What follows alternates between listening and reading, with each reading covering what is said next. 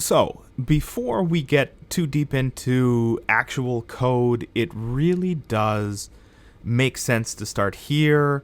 This is page 364 or thereabouts, with the idea of a unified modeling language, or UML.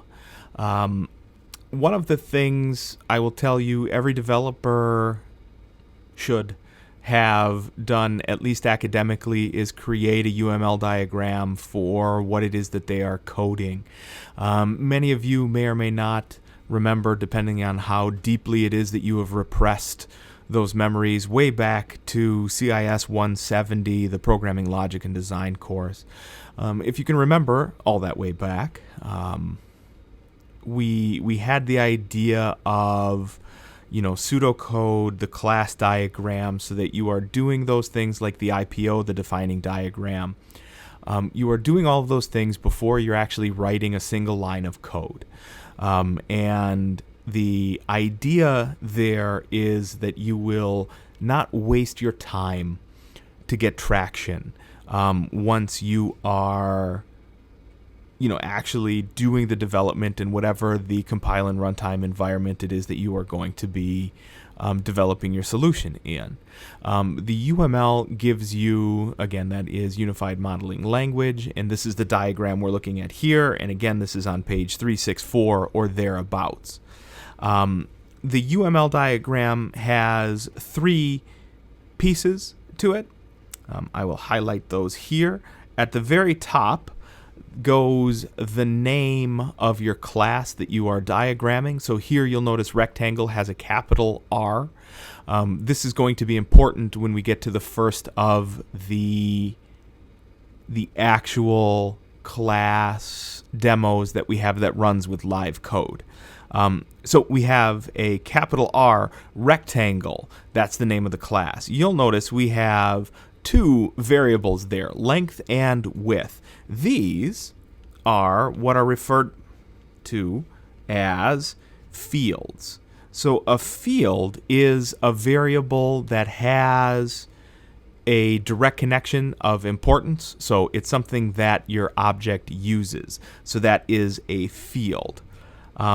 Here at the bottom, those are your methods. So remember, methods are small single-purpose bits of code that are designed to do a single purpose for your class. So whatever that means, that's what you would be building here. So rectangle with a capital R. That's the name of our class. Do remember the capital part there. Length and width, those are our fields. Fields are just variables that are associated with our objects. And at the very bottom there, you'll notice that they have the parens after their name. Set length, set width, get length, get width, get area. Those are our methods. We will talk a few times about a UML diagram. It actually comes back at the end of the semester when we talk about our big project. For the most part, I do not have you do these because it takes just as long to do a UML diagram as it does the 30 to 60 line bits of code you do in Replit.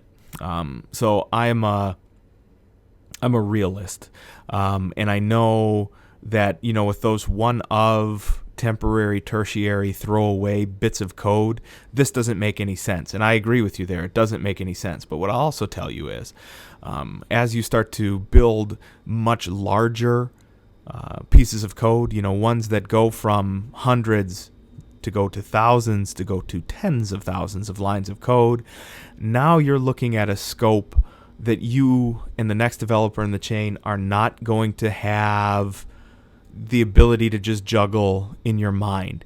At that point, the UML becomes a really fantastic idea because you can go check your notes and you can go, aha, the rectangle has 2 fields. That's why this isn't working, because we're not using set width, which is already a method that's associated with it. So that's where the payout comes for these UML diagrams. We will see them again, but certainly it isn't something that you're going to see come up as a requirement in the homework anytime soon.